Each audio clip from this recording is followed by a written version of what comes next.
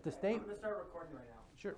If the state wants to do something, if the state wants to do something and it I'll field the question, and then you Try not to move around so much because I can hear the mic going up against you. Oh, okay. Yeah, those are interview mics, so that's what they're. because you guys are already pretty conversational. No so problem. I'll introduce the question or the topic. You want to put it someplace else? Or? Yeah, I'm going to put it probably over here. Yeah, no problem. There we go. That should be good. No, that's just not fine. Okay then. I have a list of questions over here. All right, we're already recording. Awesome. Hello, everybody. All right. So I started us off with sort of an intro question. I mean, we've had plenty of time for the introductions, but this is still an amusing question. Okay. So tell us about the outfit that you're wearing, where each article of clothing came from, and how you acquired it. Okay, interesting. So thank you for that question. When I was a young man growing up in San Antonio, we were very poor, and we used to walk up and down Commerce Street, me and my mother. And there's a store called Pinner's, and there's these big windows with Guayaberas and hats and Stacey Adams shoes. And when you're a young boy, you look at that and you dream. And so when I got older and I was able to afford those clothes, they know me by name. They know all my suit sizes, my vests, my shirts. And so every single thing you see me wearing except my tennis shoes comes from Pinner's on Commerce Street. And so it was very important to me and very sentimental to purchase from them, and they treat me very, very well in that store. That's excellent. Sebastian, you have anything you want to add? No? All right. So, question number 2. Okay. Describe the state of San Antonio. The state of San Antonio. The state of San Antonio is a disaster. I like to say that the city of San Antonio is really 2 cities, because you have the north side, or I would say 20 or 30% of the city that does very well, which is where the political establishment lives. Most of the individuals who make up the political establishment live on the north side.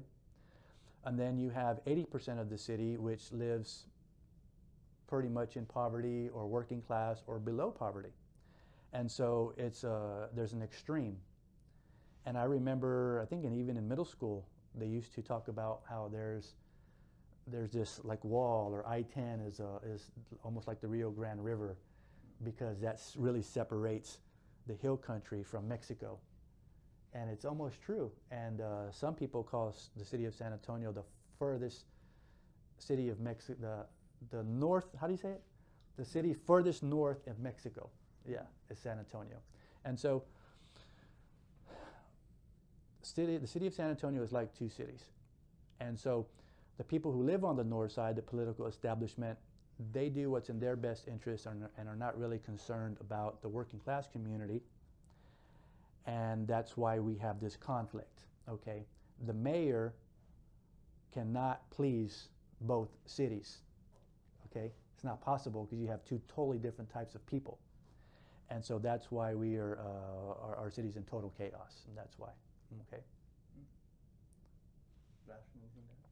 What would you, I guess, are there any like specific policies or what would you say like highlights that like difference in What causes the chaos? yeah, what Knowledge. Knowledge is power. Those individuals who obtain the knowledge, they control the education system, they control the media, and they use the process of assimilation, which is information that you take in and incorporate with the information you already know, and that's who you become, and that's how you think, and that's why you think certain things, okay? So when you control the media and what the media says, and you control the education system, then you make sure that the working class community doesn't get the information they need to excel. And they have the power to inject the information they want the working class community to know, so that they become individuals that are beneficial to the system that they created. And that's why we have such chaos. Does that answer your question? I I guess if I could ask, could you give me like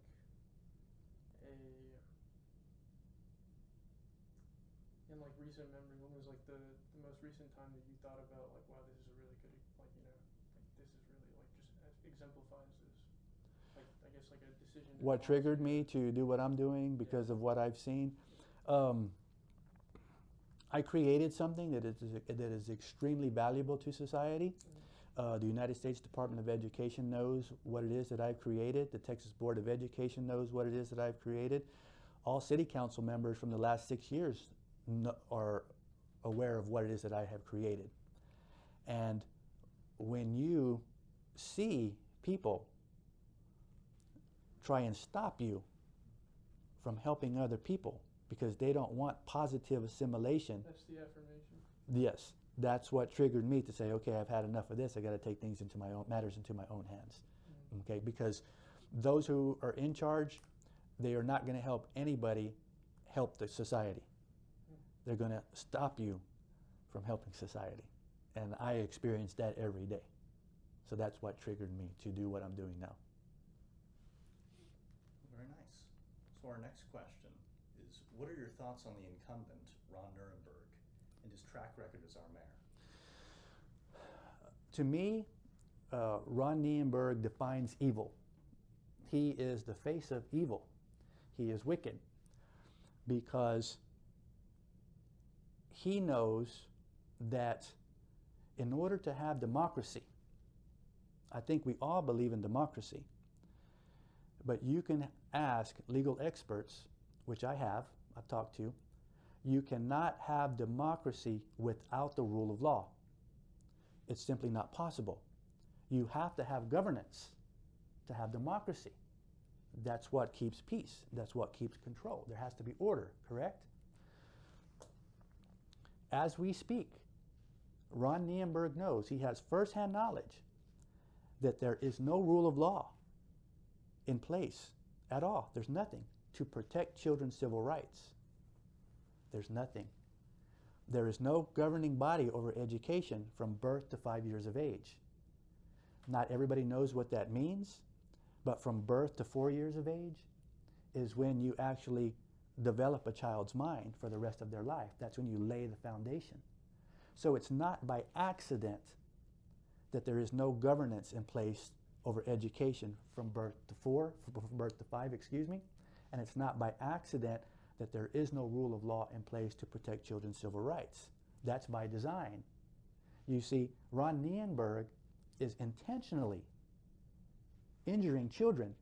He's allowing and enabling children to be injured because he doesn't want to put law and policy into place to protect them. So once children are injured and then they become 5 years of age, well, now you have to go to school. And teachers are going, hey, wait a minute.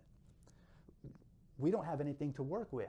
I see this on TV all the time. Educators are saying, parents have to help us. Parents have to get their children ready to come to school so we have something to work with. Ron Nirenberg will not do anything about this. You will never hear Ron Nirenberg talk about there's no rule of law in place to protect children's civil rights, and there's no governing body over education from birth to 5 years of age. You will never hear him talk about those things because he does not want to help children. It's not to his financial benefit. It's to his financial benefit to make sure that nobody knows about this, which is the process of assimilation, okay? The political establishment controlling the media and controlling what is taught in the education system. Most parents in the city of San Antonio have no idea what I'm talking about. They have no idea that from birth to 4 years of age, To be completely fair, this is new to you too. new to me, That's right. But if you go to the north side of town, which is what I will refer to as North San Antonio, the political establishment, if you go to Hardberger Park, they have 0 to 3 early childhood education and brain development in the park. This is the Alamo. Am I thinking of the right place, or am I thinking of the wrong school? Like 1604 area? Like north I would say anything north of downtown, up by 10 to your right, the hill country.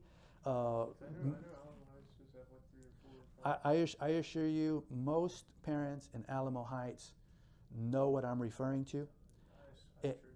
Every single educator knows what I'm referring to. The reason why I know what I'm talking about right now is because educators with doctorate degrees educated me. They pulled me aside and says, Ray, this is what's going on. And then they disappeared because they don't want the government, Ron Nirenberg, to know who they are. Because I'll say Ron Nirenberg is evil. I'll educate the community on what he's not doing. You see? It's not what Ron Nirenberg is doing. It's what Ron Nirenberg is not doing. It's called withholding governance. Understand? He's withholding governance. He's withholding the rule of law, which means there's no democracy for children. Okay? So most children in the city of San Antonio and South Texas, they get put on this dark path in life because the mental health development of early childhood is what educators refer to it as. That's the term. The mental health development of early childhood. You did not stimulate the mind. You did not prepare the mind. You did not prime the mind to be prepared for pre-K, for SA, kindergarten. So teachers have very little to work with. And this is what you will never hear any politician talk about. And that's why I'm running for mayor, because I'm going to make sure everybody finds out. All parents, I want children who are going to become parents to understand how this works so that they know the seriousness of having a child. And this benefits everybody in society. Okay? So I think the question was, what's my opinion of Ron Nirenberg? Did I answer that? I believe so. Ron Nirenberg is evil. He's an evil, wicked individual. Okay. All right. Well, question number 4. Oh, this is funny. How do you feel about education reform at the local level? Is there anything else you want to add? Yes, I do. What I want you guys to know, and what I want the community to know, and I have talked with the United States Department of Education, is that local government has an enormous amount of power over education in the city of San Antonio. Over curriculum, they have jurisdiction. And they have the power to work with school districts. School districts are actually considered a form of government. Okay, that's why they have a board, and so on and so forth. And so this is another reason why I say Ron Nirenberg is the face of evil, because it's what he's not doing. We have so much power over education, and nobody's tapping into it, and nobody's talking about it, which goes back to what we just talked about.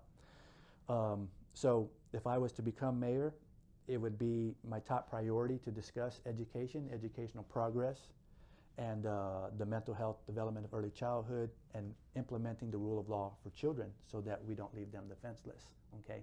And so that, once again, knowledge is power. We want all parents and future parents to know how this works so that they can give their children on the right track in life, okay? Yeah. So. Sebastian, any Hold further up. questions? I'm gonna keep this recording. I just have to use the restroom really bad. Sure, keep it recorded. You don't want to put it on pause? No, it's fine. I was just monitoring. Are you going to edit it? Yeah, I'm gonna edit. That's cool. I'm not gonna really edit anything because I'm just gonna show you for you. I can't, you know. That's cool. Are you So gonna edit this or? Probably. Okay, well then he's editing it. okay, so we can keep asking questions and going? Yeah, it's just Okay, letting them cool. speak. All right. Hold on. I'm gonna. Yeah. This will make it easier for the edit. There you go. Cool. Sebastian, any further questions you'd like to ask on this topic? So I guess, besides education, because that's obviously your primary concern. Right.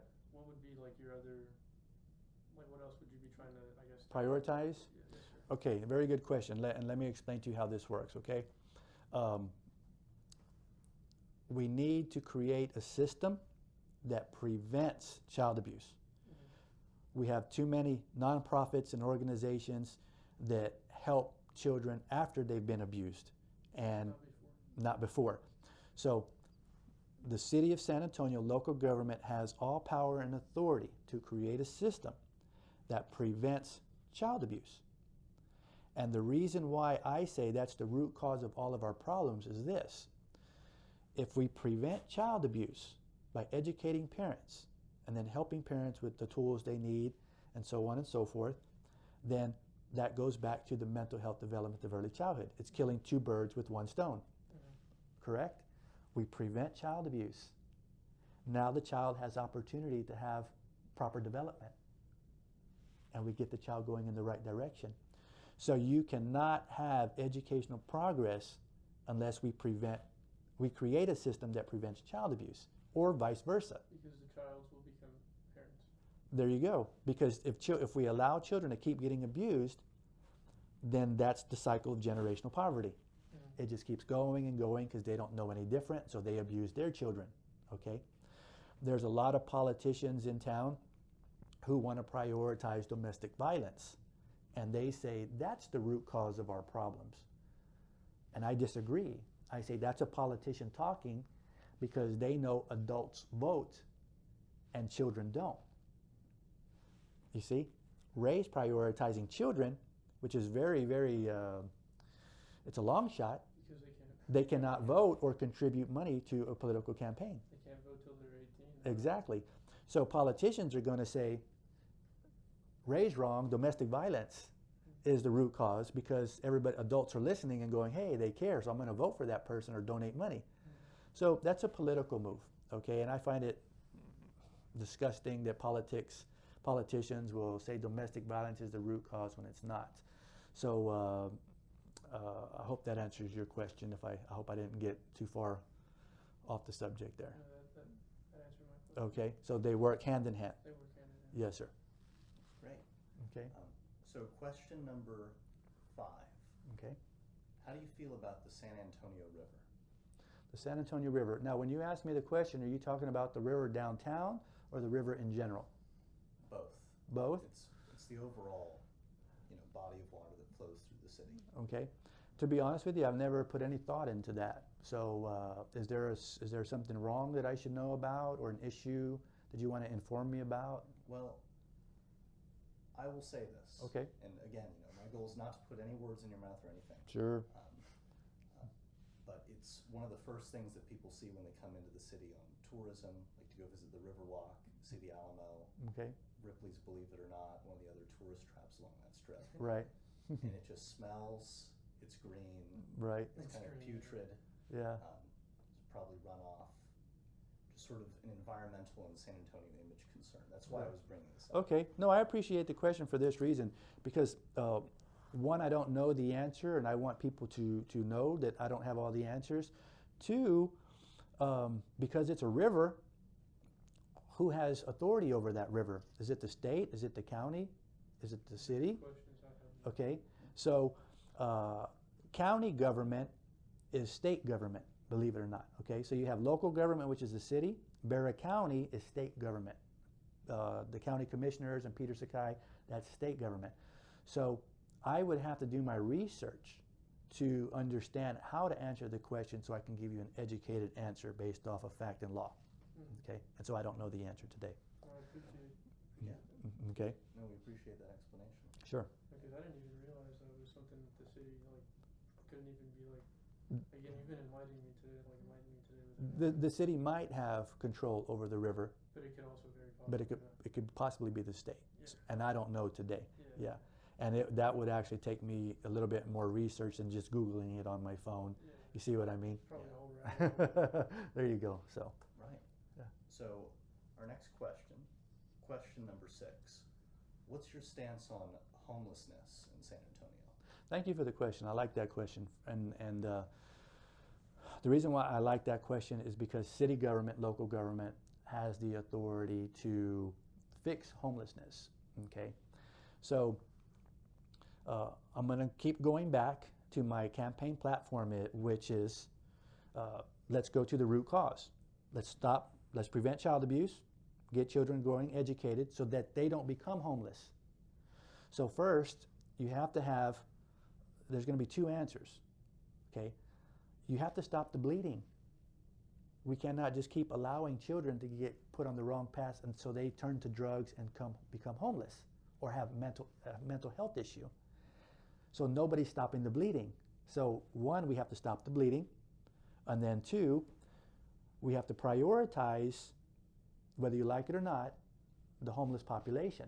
We have to know who can be helped who doesn't want help, who wants to live this way, and then we have to address those issues based off of categorizing, okay? I know they're human beings, but we have to be realistic. So there's two things that have to be done. We have to stop the bleeding, okay? And I think you both agree with that. Everybody should agree with that. And then two, once we stop the bleeding, we should start lowering the numbers on homelessness. And from there, we have to help those who can be helped. Those who don't want to be helped, we need to, in my opinion, put them in a certain section of town, create something so that they're just not all over the place. I don't have all the answers for that, okay? But that's just an idea. And I've never known a person who had a mental health issue who legally had the right to make decisions for themselves. So local government does have to step up to the plate and start and put down their foot and say, okay, you're homeless, you have a mental health issue, you really don't have the right to make decisions for yourself, and you're harming society in a way because of the negativity, okay? I'm always going to go back to assimilation. Children see homeless people. That's harming children. So we have to be better organized, and the reason why we are in this predicament is because homelessness makes politicians money.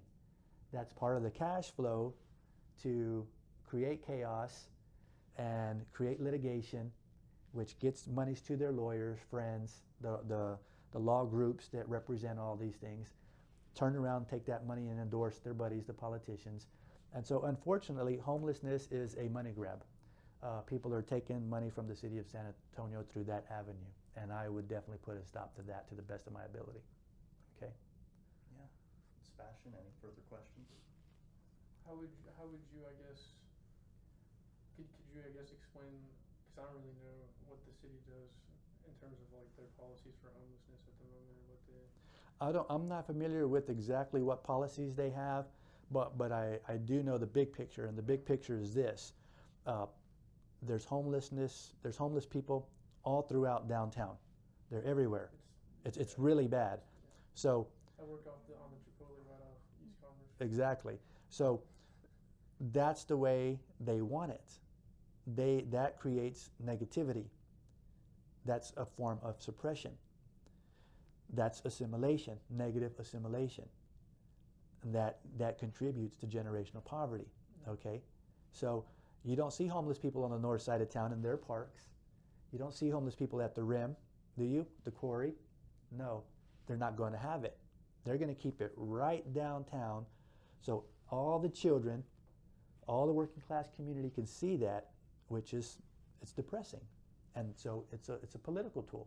Homelessness is a political tool. And I'm sorry to say that, but it's true. Okay? Oh, yeah. Yeah. Wow. Well, for question number 7, what is your stance on human trafficking in San Antonio?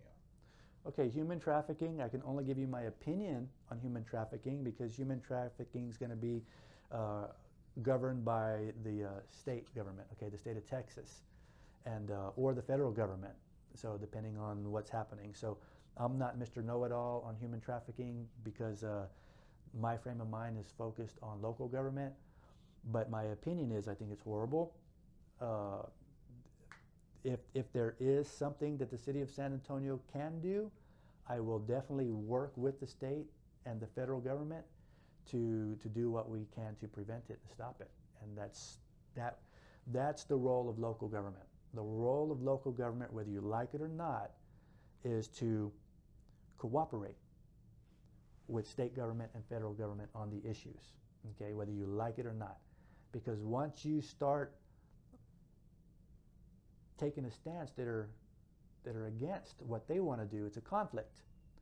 And we saw a couple of years ago when the Chief McManus, he made some decisions, and I don't know all the facts on why he did that, but it cost the city of San Antonio almost $3 million in legal fees to defend Chief McManus's decision.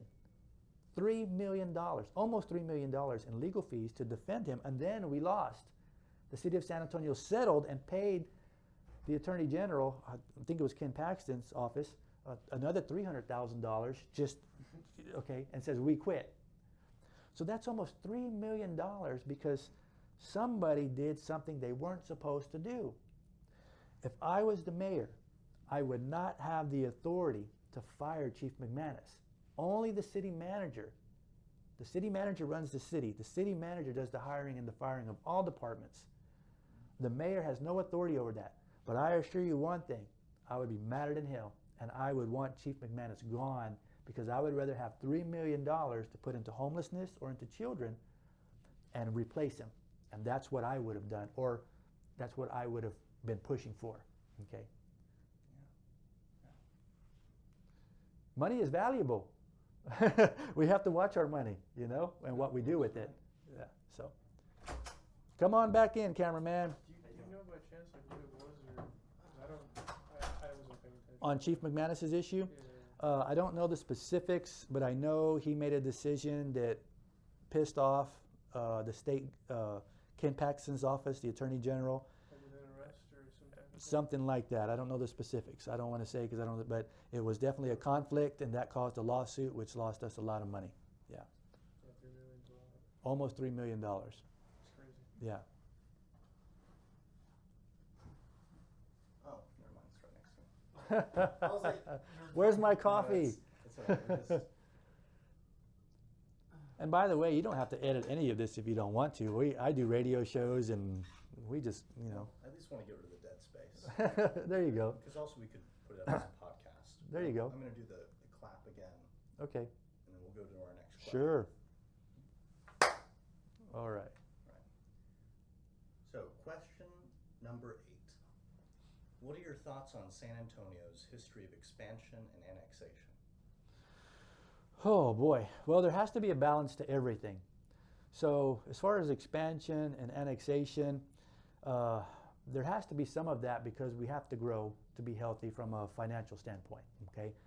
But at the same time, I'm definitely against taking people's property if it's not necessary, eminent domain if it's not necessary. And so, of course, some of that's going to be political for financial gain, right? So the only answer that I can give you today is that I would have to have the information that I need from the city manager, the city attorney's office, so that I can have make an educated decision and give you an educated answer. But my position will definitely be, it has to be balanced. And it's definitely off balance today because we're growing too fast. You know, we have too many road construction projects going on. And what you have to understand is, when they say our city's going to be so big in 2040, that's all speculation. It's like the stock market. The stock market's all speculation, right? You really don't have $5 billion. You can't go to the bank and take your $5 billion out in stock. It's not going to happen. It's all speculation, right? So for us to plan so much on growing at a certain pace based on speculation, what if another COVID comes around? What if a recession comes around? Okay, what did that do for the working class community? Nothing. The working class community is getting left out in the cold based off of speculation, off of what you just said, annexation and growth, right? So there has to be some balance. There has to be someone in there that says, hey, stop. You know, too many people are getting hurt from growing too fast. And we need to be more concerned about the people who live here that are always going to be here. No matter how much you want to push out the working class community through gentrification, you're not. You're going to push out some, but there's too many of us, okay? Yeah, there's too many of us. And so it's not going to happen as fast as they think it is. And I think, once again, the political establishment are using these statistics and these figures to convince people to vote for certain things because that's what financially benefits them, okay? So we need more balance. Sebastian. All right. Well, moving on then. So, question 10. What are your thoughts on local revitalization? Expand on that. We could think urban renewal or urban development, or cultural renewal, cultural development. Art. Yes. I love art. I think art is a huge part of educational progress because I'm a big fan of what they call cognitive development. And cognitive development is almost like assimilation. And art, we have a lot of people in our society or our community who are artists, and that's great. And I don't see no harm in art. I like the art on the buildings.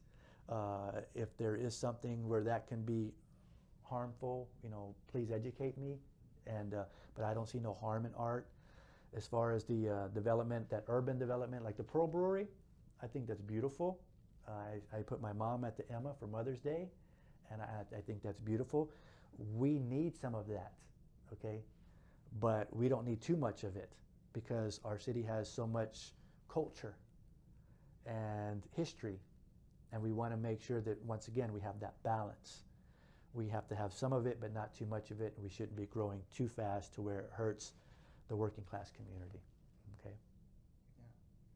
Actually, to add on to that, I just read earlier this week that they're moving forward with the Lone Star Brewery development. Okay. Do you think that's a negative or a positive? I think it's positive. It's just been a dump for 4 years. That's right on the south side of Brackenridge Park, right? I think it's a positive and a negative. I think, personally for me, because my dad lives in that area, Mhm. and I'm just thinking about property tax wise, Sure. and it's gonna blow up. And I just think whatever they're gonna, it's probably gonna be turned into another Pearl, right? Yeah. Yeah, it's Probably. gonna, yeah. I think it should be more than just another Pearl, you know what I mean? It should be something that the city should have been doing a long time ago. Sure. I personally think, and it's only my opinion, I think it would be cool if it was turned into another Pearl. Once again, we do need to have some growth. It is neat to see, you know. I think it's positive. I think people like it. But at the same time, we always have to have that balance, okay? The property taxes, just in general, that drives up costs. We've seen lately that food has been throughout this, you know, food, gas. When you live in the city of San Antonio, the majority of the city is working class. Not everybody can afford these things. And that has to be taken into consideration first before we just keep pushing people out of their neighborhoods, especially when it's a neighborhood that I grew up in, okay? And I think a lot of people feel that way. We have to have leadership that first and foremost takes everybody into consideration, not just the political establishment and the Northsiders. This is kind of like an aside question, but I was kind of wondering, do you think there's anything the city could do, I guess, to help people, I guess, in lower income brackets, I guess, like refurbish or like reinvest into their house, like kind of like renovate property? That's a great question. I'm huge into education. You know, I'm for implementing the rule of law for children's civil rights. We need to have incentive programs.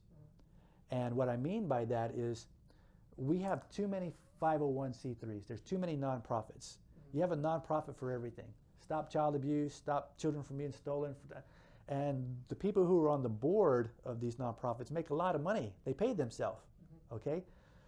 So the city of San Antonio, and I don't want to go too far into it because I don't want to give things away, but the city of San Antonio needs to create a system that prevents child abuse, education, and have an incentive program. And we can actually have kind of like a sponsorship. You have a lot of good people in our city. And instead of these good people giving to nonprofits, the city of San Antonio can have a department and organize this family or this single mother's doing really well with her children. She's developing the child's mind. She's always on the computer playing music to the child. See what I'm saying? So that's an incentive program. And then you can have a family that wants to sponsor her without being known who they are, okay? And say, hey, so-and-so, Sylvia over here is doing really good. She's trying. She's getting her children on the right path. Let's help her a little bit. You see what I mean? Let's motivate her. And that's what I really think we need. We need more incentive programs where private citizens help private citizens, and the city of San Antonio kind of links that together without a nonprofit, you see? So that the money goes from the sponsor Directly to the person that needs the money, okay? And then and then the city of San Antonio or the department watches out over all of this, you see? And so that's incentive. To govern it, I guess, right? A form of governance. Yeah. It's kind of like a 501c3, but it's not a 501c3. We just want to have good people know who's trying so that they can sponsor them if they want to. Okay? That's just an idea. I'm sure it can legally be done at a local level of government. Okay? Yeah. All right. Well, our next question, what are your thoughts on local nullification policies? That would be sanctuary cities for guns, sanctuary cities for immigrants, sanctuary cities for marijuana. So when you say nullification, you just want to void it out? Is that what? Yes, Okay. Kind of like the stuff on Prop 8 and beyond. Okay, so it's kind of like Prop A. Okay, so it's a great question, and it's very important that we educate the community on how government works, okay? And most politicians don't want to educate the community, nor the media, because they don't want people to know how government works. And so there's a process like everything else, okay? The state government has jurisdiction or authority over all political issues. It doesn't matter what the issue is. Abortion, immigration, criminal, which is marijuana, okay? So they have the power to decide what happens on these issues. I think right now, I don't know if it's true, but the state is actually trying to put into law that local government, which is cities, cannot even talk about this. In other words, there cannot be no more Prop A's. I feel like they can't do city charters anymore. Well, our city charters are city charter. That's our local constitution. Yeah. The San Antonio City Charter is the city of San Antonio's local constitution. The thing in the charter that allows people to put in Right. Prop A. Okay, so here's the deal. So let's talk about how government works. So you have the state of Texas. The city of San Antonio is what they call a home rule municipality. We got permission to be a home rule municipality. Small cities are general. And then I think Houston is something else. I forgot what it is, but it's a different form of government. A home rule municipality has a city charter. That city charter is our constitution. The city of San Antonio can do anything we want to do. We can do anything except something that conflicts with state law. You see? So if the state already rules or governs over immigration, abortion, okay, can we mess with that? No, because it conflicts with state law. So that's why, to my knowledge, to my understanding, the state is going, we've had enough of these groups trying to change charters, Yeah. because it conflicts with state law. It's just a waste of time. It's moot. So for me, there's no reason to go into the specifics of the Prop A, because it doesn't matter. It's irrelevant. Okay, so that's how government works, and I think it would be beneficial for the state of Texas to make law so organizations cannot try and change the city charter, because it's simply not possible. You cannot enforce these things. It's a conflict of interest. Okay, but since we're talking about how government works, and I know you understand what I'm talking about, the power of government is really and truly at the local level of government. Everybody thinks that the federal government has the power, and then there's this trickle-down effect. It trickles down to state, then trickles down to local. This is not true. Local government has the power to create. So what that means is, the city of San Antonio can do whatever we want to do, as long as it doesn't conflict with state law, right? So let me give you an example. There is no rule of law to protect children's civil rights. So the city of San Antonio can create a system so that we protect our children. Is there a conflict at the state level? No, because there is no rule of law, you see? That's the beauty of local government, and that's why you have so much power. You just have to put people into City Hall that want to create and do good, you see? So that's the power of local government. We can create an education system that sees to it that all children, that we have a governing body starting from birth, okay? We don't want to go pre-birth, because once you go pre-birth, that's a state issue, and you're talking about women's civil rights. See what I mean? So we're not going there. A lot of educators say, Ray, you're wrong. It's the most important time for education is not from birth to 4. It's from pre-birth to 4. And I said, stop. That's not how government works. If I'm talking about going pre-birth, now you're talking about a conflict of interest with state law. So I want to create a system that starts from birth. When a child comes outside of the womb and they're their own person, they have rights. They're their own individual. They're no longer part of the woman's body. And we want to make sure that that child is protected, educated, and put on the right path. Regardless of their parents. Regardless of their parents. Because a lot of children don't have parents. Of course. And nobody's protecting them. So let me ask you now, since you know how government works, if we create a system to start educating children from birth and create a governing body, would that be in conflict with state law? Well, there is no. Yeah, sure. See? So there is no law until 6, the Texas Board of Education. Mm-hmm. That's governance. Mm-hmm. So if something's missing at the state level, we can create and fill it in. So these are just 2 examples, because this is what I want to fix. Educational progress, protecting children. It can be done. But there are other issues. There are other things missing. And this is what we should be focused on as a community, because we have the power to fix it without any intervention from the state or the federal government. You understand? Mm-hmm. And that's the power of local government. The power to use your mind to create. And that's why I say Ron Nirenberg is the face of evil, because he does not want people to have the power of knowledge to create. He wants you talking about Prop A.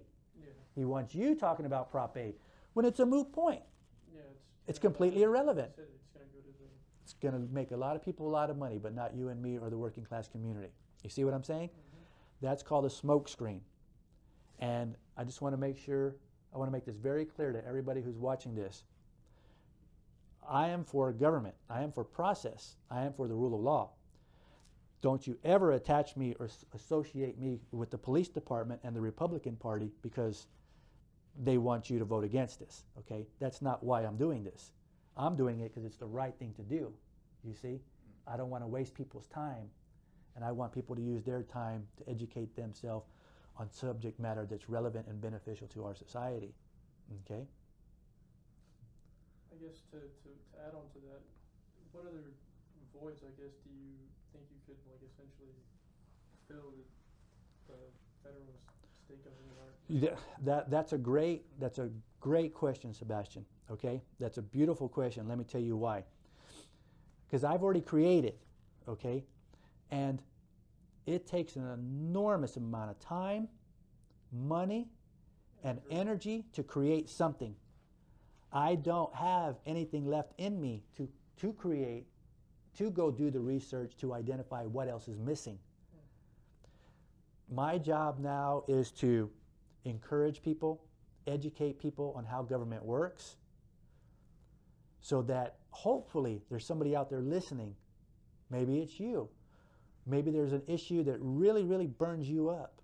And now you start doing your research because you know how government works, and you say, hey, wait a minute. There's something missing over here.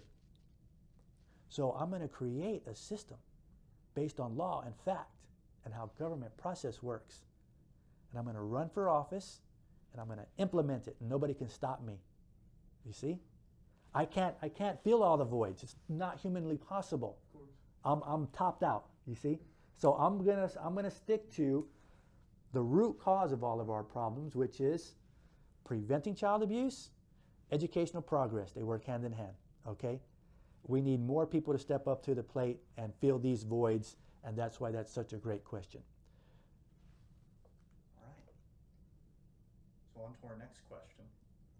What impact do you think immigration from west and south of Texas is having on San Antonio?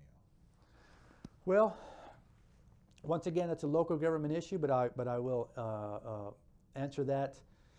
To me, it's a political ploy. Any issue can be resolved very quickly. Immigration is a smokescreen for the cartels. Well, Okay. let me Okay, let me elaborate further on this because this Sure. is my own use of language. sure. When I'm referring to immigration in this context, I'm referring to any people coming into San Antonio, Okay, whether from inside the United States, from another part of Texas, or from Mexico. It's this sudden onslaught of new people that we have living within San Antonio. okay. That's what this. You could have just said migration. No, that's okay. I prefer you expand on it so that way I know where you're coming from because, you know. Migration implies that they're going to leave. Oh yeah. Okay, so you're talking about from other countries as well, not just from Mexico and And from California. and other from places. California. Oh, okay, New York, from just New York. People all over It's been come into San It's Antonio. kinda California, Yeah. Texas. People. Yeah. Okay. Once again, we have to have balance. My focus would be on who's been here, who's going to stay here, who's not moving in and moving out. One thing that the news and the statistics don't show is that a lot of people move here and they leave. It's true. There's a lot of people that move here and they say, I'm not staying here, and they go to Austin or they go to the Hill Country, okay? And it's true. So they don't show you how many people leave, okay? So That's a great statistic. it really is, and they need to show those statistics. And thank you for that question, because I want to explain a very serious matter to you that stems from your question, okay? Every day in our community, 43 people die. In the last 6 years under the Nirenberg administration, that comes out to just short of 100,000 people. Think about that. Almost Within the year. Or within 6 years, within 6 years. Okay. 100,000 people in our community have died. The number one cause of death is heart disease, which is diabetes, anxiety, and stress. Okay? What caused anxiety, so much anxiety and stress in the last 6 years? COVID. Whether you're for COVID, you believe in COVID, or you don't believe in it, Ron Nirenberg and Judge Nelson Wolff pushed COVID, pushed anxiety, pushed stress, and scared the living hell out of people and said repeatedly, almost 5,000 people have died. You son of a bitches. How about the 100,000 people that died from anxiety and stress, from you yelling out on TV, COVID, COVID, COVID? They're the ones who indirectly caused anxiety and stress. You see? Because they're politicians. The political establishment is indirectly killing us, killing the working class community, and bringing people in from other parts of the country because they think that's how you make a better society. Does that make sense? If you look at the statistics, it's all public record. That's why I'm not scared to say that. It's all public record. It's the Bexar County Medical Examiner's report. Okay? It's all in there. So when you talk about people moving into our city, certain people want people moving into our city, and they want certain people to die. Because in their minds, they're creating a better society. Okay? If you're part of the working class community, you're going, hey, wait a minute. You know, there's too many of us dying over here, and you're taking our neighborhoods through gentrification. So I am 100%, I shouldn't say that. I'm more for helping our people who are already here than trying to attract people from the other parts of the country to move in. You see what I'm saying? We need to create jobs, businesses, educate people so they create jobs and businesses and for our people so that we grow as a society with our heritage and culture in place as it already is, okay? So there has to be that balance. I hope that answers your question. Okay. Yes. Yeah. Sebastian, any further on the subject? I don't think so. No? All right. Well, next question. Number 12.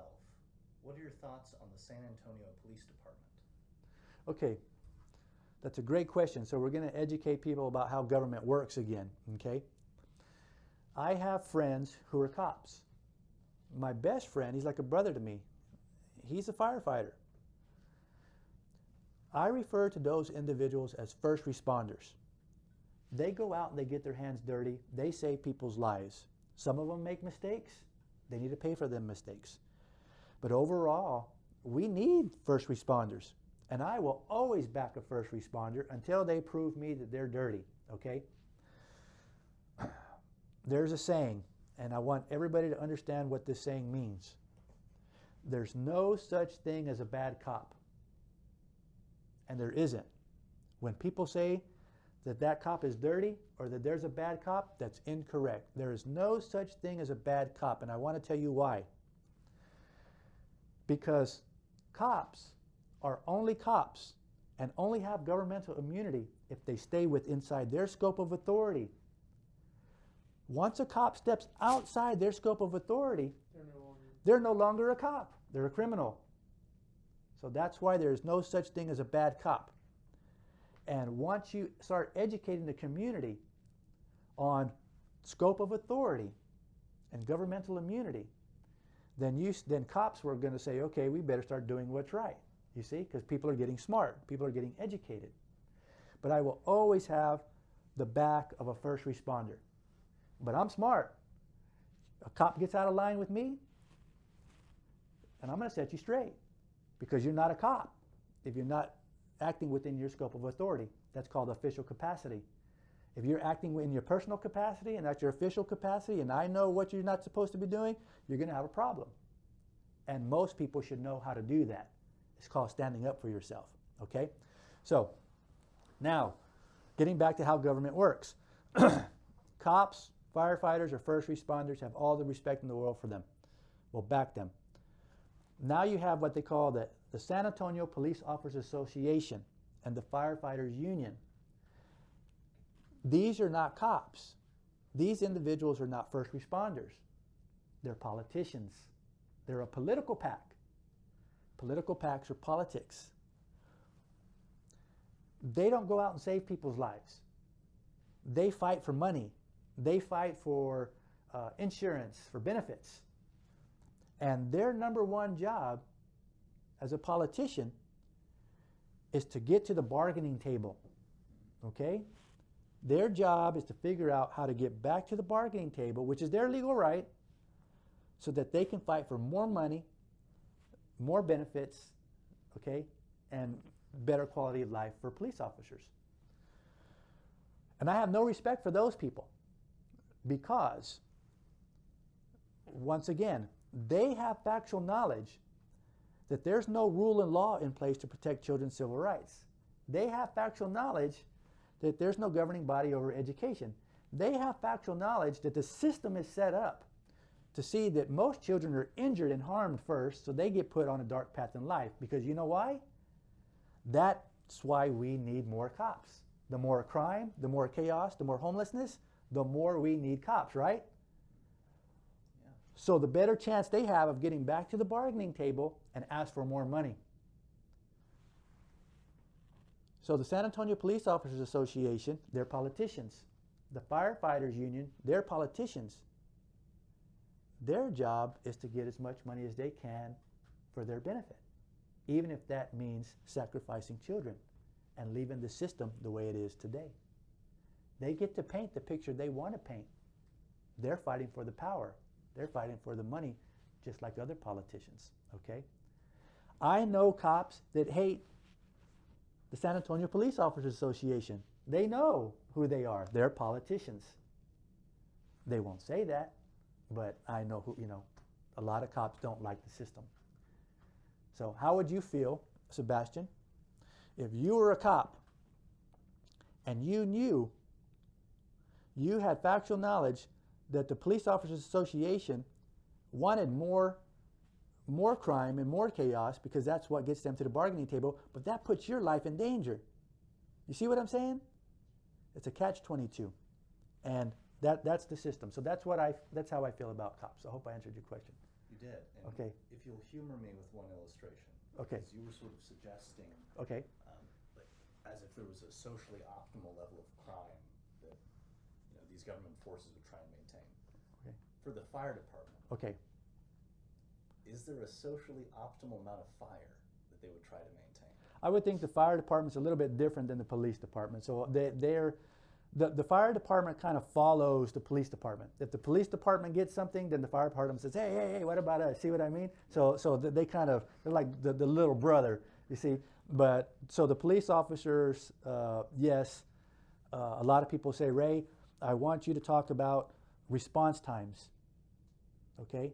Everybody's concerned about response times. They're horrible. The dispatchers, they're horrible. They're rude. I mean, we have a horrible system. And I tell people, I said, you listen to me.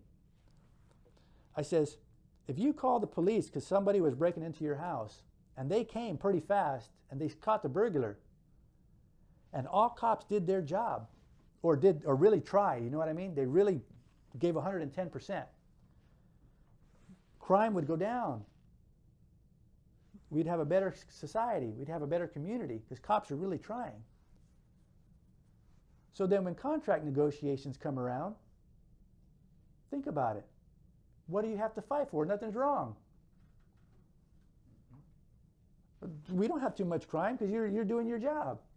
Well, wait a minute. We need more money. We need more benefits. Well, we're not going to give it to you this time because, you know, everything's under control. You have everything under control. You're doing your job.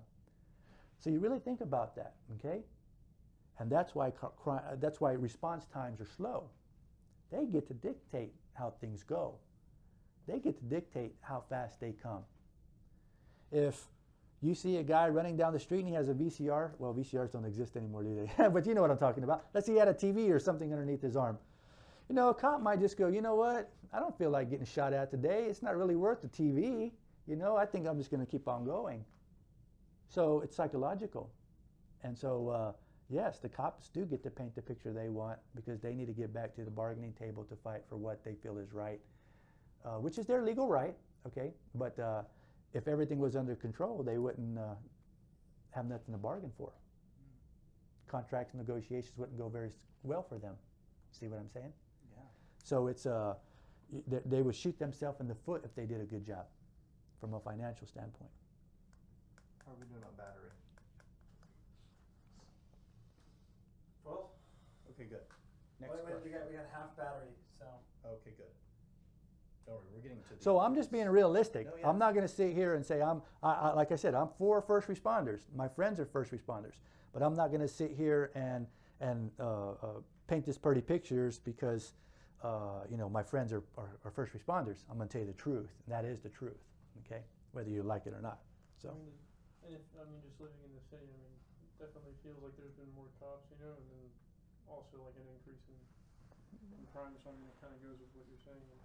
Yeah. I got pulled over twice this week. You did. Well, slow down, man. Okay. First one, I was only like 10, 15 miles over the speed limit. That was dumb. My uncle's a cop. I showed it to him. He was like, yeah, the guy was probably just bored. Second one, my back license plate light was out. And I was just Yeah, you get pulled over for that. Yeah, I got a warning. But what you got a warning, but if you don't get a warning, they give you a ticket. That's a mechanical issue. So you can simply tell the judge, no contest. It was a mechanical issue. Show him the receipt that you bought a bulb, and that'll be dismissed, or he'll make you pay like $10. Okay? Yeah. I mean, because it's not your fault. Yeah. It's not your fault the wiring went out on your car, right? Yeah. So when you go to see the judge, he's going to say, do you plead guilty or not guilty? You say no contest. It was a mechanical issue. I fixed it. Here's the receipt, and he'll tell you to go talk to the assistant DA and pay $10 or whatever. So, Right. so I hope people listen to that. Yeah, because it's not it's not your I fault. was listening. There you go. People need to hear that. Yeah. The people need to hear that. Yeah, Could have saved me a lot of money. sure. So this is a sort of catch-all question, just in case we've missed anything specific to you. Okay. Tell us about your platform. My campaign platform, it's real simple. My campaign slogan is no more politics, only positive solutions. And basically that's everything that we've covered today. Politicians are dirty. Politicians are dirty because they have governmental immunity, so they can do things and get away with it because they're protected by law. They cannot be prosecuted, okay? So that's politics. Local government, has no authority or control over political issues. All political issues are state government issues. So we need to clean out City Hall. We need to get rid of the politicians. We need to get rid of the politics, and we need to focus on local government. Okay? No more politics, only positive solutions. We covered no more politics. So let's go over positive solutions. Sebastian, that's what we were talking about earlier.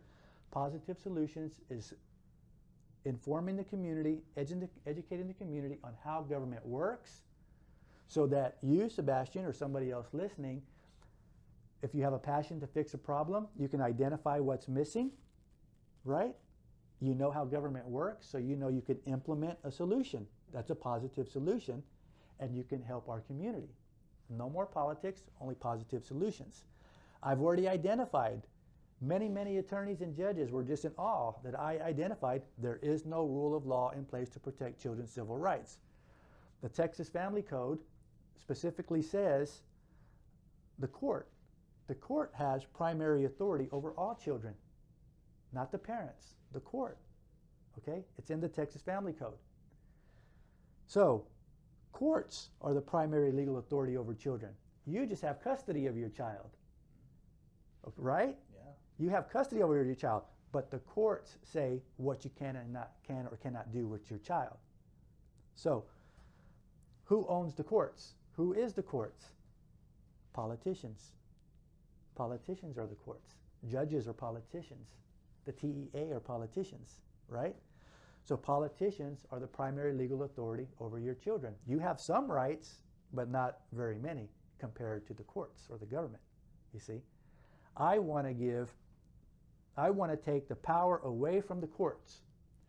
I want to take the power away from the government. And I want to make parents the primary legal authority over their children, so that parents can say, this information is good for my child. It's positive. So my child can be introduced to this information. But I don't approve of this information. And I have the authority to choose what information my child gets introduced to, or what curriculum is shown to my child. You see? So the parent has the power to develop their child the way they want to develop their child, not on how the government tells you to develop your child. You see? And that is less government, not more government. Okay? I want to take the power away from the courts and away from the politicians, and make you the primary legal authority over your child, so that if you want your child to be an artist, be an artist. That's your prerogative, you see? But when you have the education system teaching your child certain things, and you're going, hey, wait a minute, why is my child learning this? You should have the power to say, no, my child is not to be introduced to that information. And that's the way it should be, okay? No more politics, only positive solutions. All right. So then, obviously this has been looming over us, but for question number 14, what are your thoughts on Proposition A? Proposition A, I think we've already gone over that. Let's educate the community on how government works.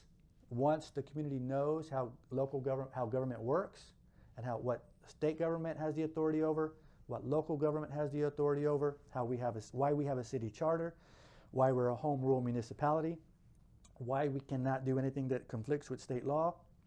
Once you understand how government works, I find that very important, because I don't want people to waste their time on Prop A. I don't want people to read into Prop A and what the specifics are of Prop A, because it's moot. I want people to say, okay, wait a minute, that doesn't make sense. It doesn't comply with how government works. I'm going to vote against it and get on with my life and try to create something that's beneficial for our community. And that's what I want people to do. I want people to forget about Prop A. Vote no, because it's irrelevant, and be a free thinker. Create, identify, learn how government works, and do something for the community that's positive. Okay? Just for the people watching, could you explain, how you were explaining to me earlier, why the proposition, even if it does pass, will nothing? Okay, so let's say Prop A passes, and more people vote for Prop A than against Prop A. So let's say Prop A goes and it passes. Then what's going to happen is it's going to go to court. There's going to be a lot of fighting going on. You're going to have this group saying, yes, it can be done, and you're going to have this group saying, no, it can't be done. And it can drag on and on and on. It can go for years. It can go into the appeals process. You see what I'm saying? And all that costs money. The city's just losing millions of dollars on stuff like this. And at the end of the day, it's going to finally get to a court where the court says, stop, dismissed, because state law supersedes local law. None of this should have ever been put into play, and it's a moot point. And so that's why it's called a political ruse or a political ploy, or some people call it a political tool, because it's distracting so many people, and everybody's talking about Prop A, you see, and it's wasting money. And what is it? Guess what it is you're not doing? You're not using the power of local government to create something positive for our community. And that's why it's a smokescreen, you see? Forget about Prop A. Forget about any proposition that tries to change state law at the local level. It cannot be done, okay? So. Thank you for explaining that. Sure. Yes. So our next question, how could, oh wait, I gotta announce it. Number 15, how could the citizens of San Antonio best support you as a candidate than as the mayor? Support me as a candidate? And then support you as the mayor. And then as the mayor. What's important to me is that our community knows that I exist and what I stand for, because I grew up here. And the majority of the working class community doesn't vote at the local level, and that they hate politics and they hate politicians. And many of people have told me, Ray, I hope you get up there and you kick all their ass, throw them all out of there, because that's what we want to see. There's a little bit of revenge involved, okay? Because the working class community has been stepped on, completely stepped on. And first, I want people, whether I win or not this year, I want people to know that I exist. And I want people to believe in what I stand for. I don't want people to say, I'm voting for Ray Basaldua. I don't want people to say that. I want people to say, I'm voting for the cause. And I'm going to help him. You don't have to come stand next to me and help me.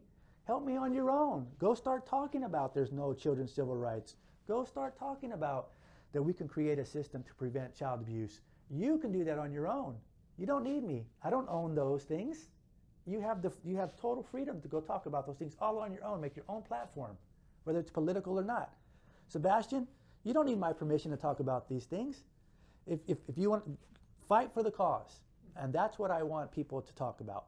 I want people to say, Ray's fighting for a cause, and I'm going to help him fight for that cause. I don't want to be Team Ray. I don't want to be Team Basaldua. You see? Ron Nirenberg, he's Team Ron. You know, be with Team Ron. Look at me, I'm my brand. He's building his brand. No, that's wrong. We need to be for the cause, and we need to find the people who really and truly want to fix our community and be Team San Antonio, okay? And work together, create our own group so that we can stay focused on doing what's beneficial for our community, okay? That's how I want people to support me as a candidate. If I become the mayor, I would like people to support me by supporting educational progress, okay? Because I want people, I don't want a statue. Nelson Wolff put up a statue of him and his wife, and they're still alive. Why the hell would you do that? That has to be the most egotistical, you know, that guy's a nut job. And I hope he hears that. I mean, I have no plans for a statue. I don't want a book. Do you know what I want? I want Sebastian to grow as a person. I want Kobe to grow as a person.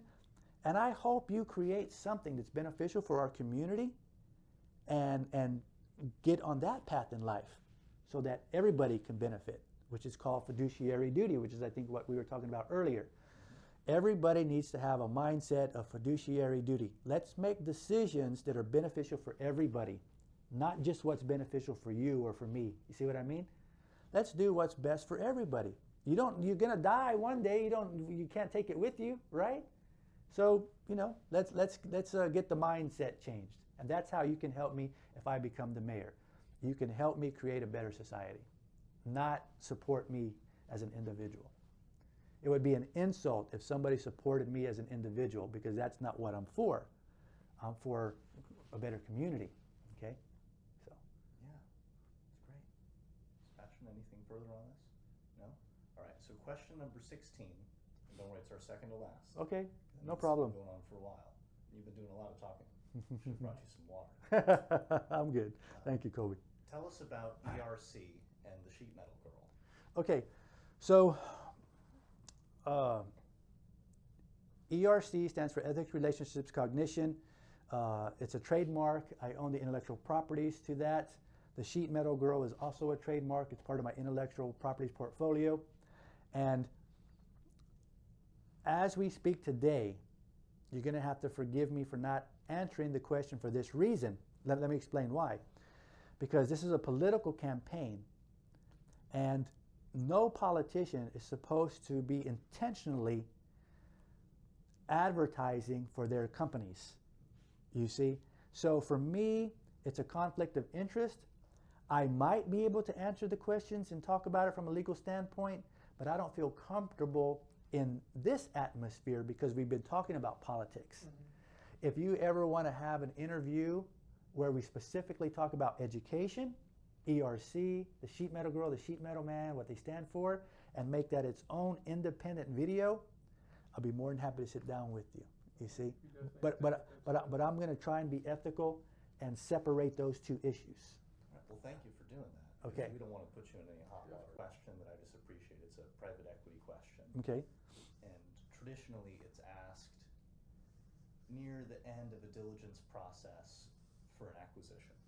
And it's, are there any questions we haven't asked but should have? What are you telling me that I don't know? Or what are you telling us that I should know? Something like that, right? Yeah. Let me think about that. I wanted to make it very clear the statistics on how many people die, why they die, which we did, educational progress. I think we're good.